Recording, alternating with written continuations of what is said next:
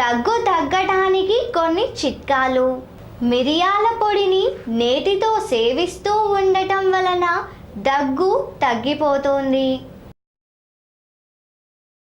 అరటిపండులో మిరియాల పొడి వేసి తింటూ ఉండటం వలన దగ్గు తగ్గిపోతుంది.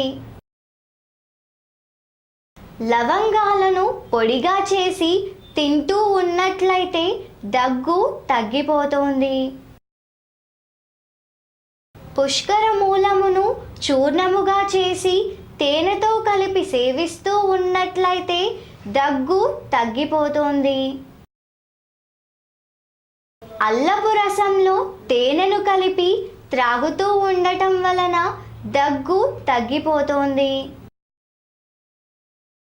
పిప్పళ్ళ చూర్ణమును తేనెతో కలిపి సేవిస్తూ ఉన్నట్లయితే దగ్గు తగ్గిపోతుంది. ఒకే మోతాదులో ఉన్న సొంటి, తిప్పతీగ, వాకుడు వేళ్లను కషాయంగా కాచి దానిని పిప్పళ్ళ చూర్ణం అనుపానంగా సేవిస్తున్నట్లయితే దగ్గు తగ్గిపోతుంది.